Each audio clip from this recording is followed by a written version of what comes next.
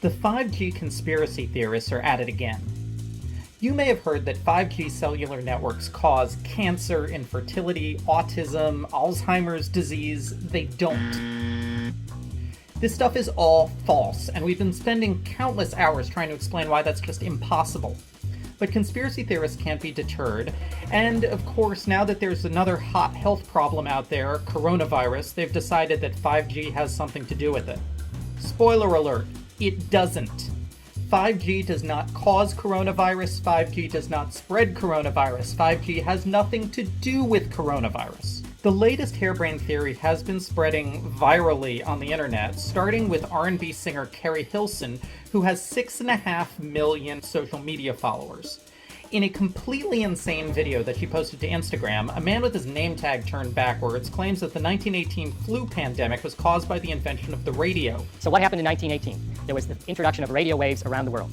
And that a 1968 flu was caused by satellites emitting radioactive frequencies. Satellites emitting radioactive frequencies. Within 6 months, we had a new viral pandemic. I'm going to save you a lot of time before diving into this, but these claims are utterly unrealistic and utterly untethered from reality. So right now, 5G is not as different from 4G as either cell phone carriers or quack pseudoscientists want you to think. The form of 5G used in China and the UK relies on sub-6 airwaves that are between the most common 4G and Wi-Fi frequencies.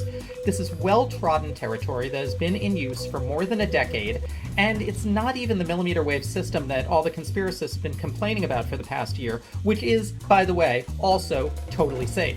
China launched its sub-6 5G system in 50 cities on November 1st. Now, Sprint had also launched sub-6 5G in 9 cities in the US last summer, and the UK launched it in 6 cities last May and much broader in October. So the US and the UK have had widespread 5G longer than China has, and much longer than anyone has heard of coronavirus. I can't believe this has to be said, but coronavirus is a virus, and 5G is a computer networking system, and the two of them have nothing to do with each other and don't have any overlap. Just look at the fact that COVID-19 is now spreading in places that don't have 5G. Here in the US, most of the 5G you see is just a slightly different form of encoding on airwaves that have been used for nearly 100 years. T-Mobile's low-band 5G is on old UHF TV channels. Those have been in use since 1952. Yes, there are some new millimeter wave frequencies that are being used in the US, but they have almost no coverage right now. I know we really want to blame someone for this virus. I know it would be great if there was a big conspiracy, a grand explanation other than total administrative incompetence. But 5G isn't it, folks. If you really want to protect yourself from the virus, stay inside and wash your hands.